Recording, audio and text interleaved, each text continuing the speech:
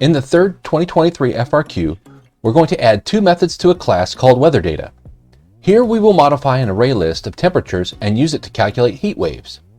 All the code we're going to cover, including the runner classes as well as the APCS questions, can be found at the GitHub link below. You can download the examples and follow along. Use the test runner classes to test out your answers. Let's get started.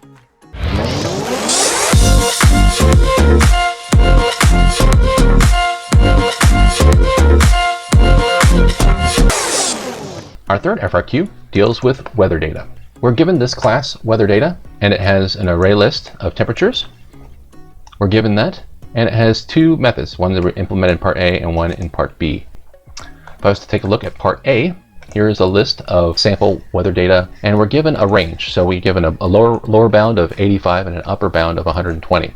And what it'll do is it'll loop through the array, find those that fall outside that range, and delete them. As we've seen up here, we're dealing with an array list, and if you've ever iterated through an array list and deleted them, it's a problem because if you delete, the index changes. So usually a nice quick way of doing this, if you start from the end and iterate backwards, when you delete them, you're only shifting the indexes of things you've already covered. What does that look like in code?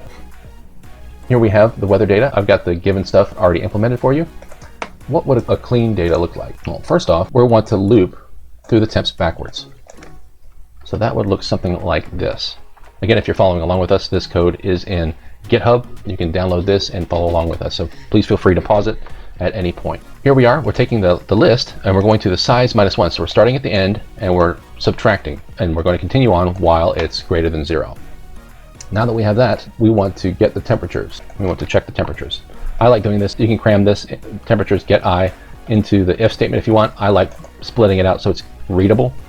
Here I am, I'm getting the temperature at that position. If the temperature is out of the range, if it's lower than the lower range or higher than the upper range, I remove it. And that's it. That's all I really need to do to get this guy running. So once I have this, let me save it.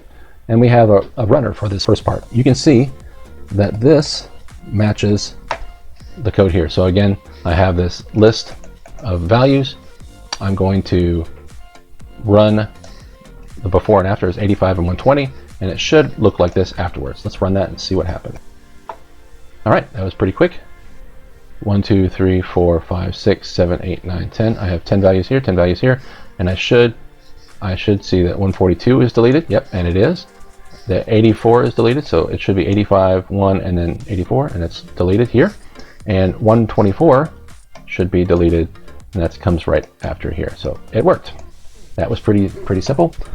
So let's take a look at part B, the longest heat wave. I have another array of values, and I'm given a threshold, whatever this variable is, 105. So essentially I want to count continuous spaces where the temperatures exceed the threshold. So here you can see in my array, this matches, it matches, oh, this is above and above. Okay, so this is a heat wave of 2 days. Then I see this is below, this is above, but then below, and then it's above, above, above. So it's holding on to this. So this heat wave, then it goes back down below. So the longest heat wave would be 3. For this particular instance, if I passed it 105, it would return 3.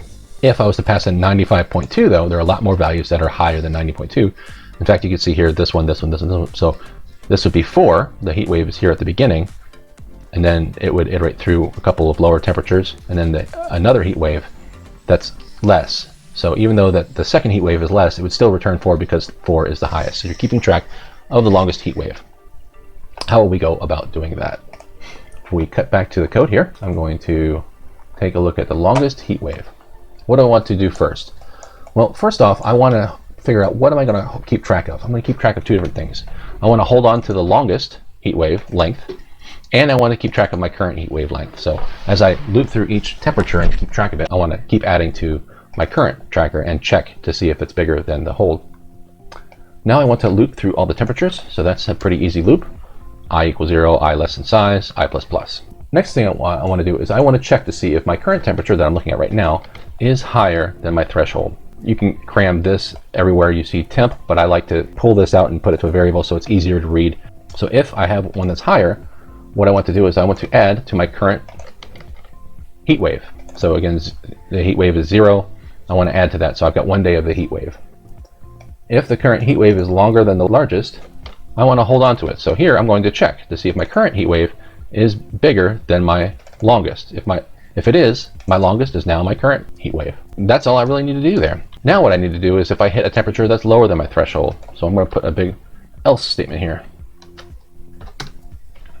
If it's not bigger than my heat wave, then I need to reset my current heat wave. So I'm no longer keeping track. It's back to 0 again. Finally, I need to return the longest heat wave. Let's go to the runner and see if it matches our cases. So we have an array that matches this array. It should come out to, as we talked about before, 3 and 4. Let's run it and see if it does. And there we go, 3 and 4. This finishes up FRQ 3.